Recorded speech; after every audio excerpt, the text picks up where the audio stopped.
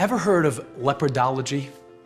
Kiwi Bernhard, originally from South Africa, wrote a book a few years ago about what we can learn from leopards and how to hunt for profit in a tough global economy.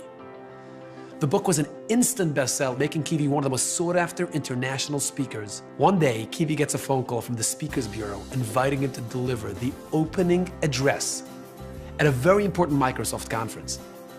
Hundreds of vendors from around the world were going to be there, including Bill Gates himself.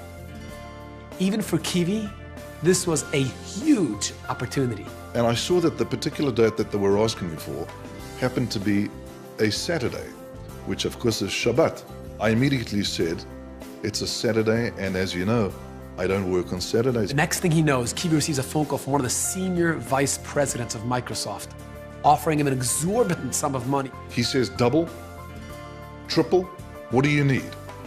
I'll send you the check, you write it. I said, John, it's not about money. It's about Sabbath observance. Bang, the phone slams down. With no choice left, Microsoft had to change the date of the conference to Sunday so Kiwi could deliver his talk. I said, great, I'm in for triple the fee.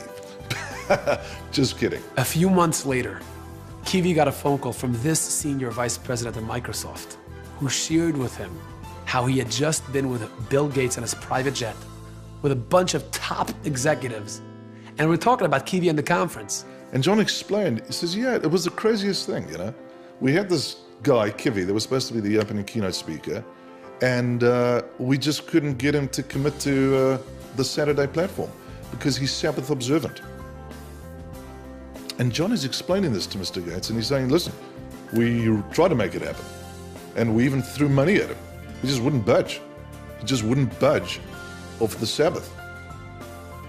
And John shares with me that when Mr. Gates heard this, Mr. Gates said back to John, that's what happens when you have something that money can't buy. You know, Kiwi demonstrated one of the most fundamental character traits of a leader: living a principle-centered life. The most important leadership requirement that is out there is the responsibility and the requirement that people have as individuals to lead themselves towards themselves. You see, leadership isn't about a position or a title that's reserved to a select few. It's about a conscious decision, a choice we all make every day about the type of life we want to lead. The principle value-based liver says, I will not consume the world, I will choose the world. The pathway to that is to choose values. And it takes leadership, both external and internal, to do that.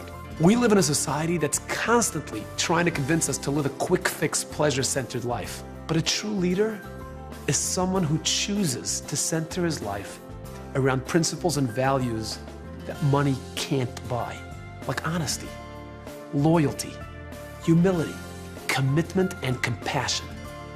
Only when it's these type of principles and values that govern and guide every decision we make can we lead a truly happy, meaningful, and fulfilling life. Thanks for watching, and see you next time.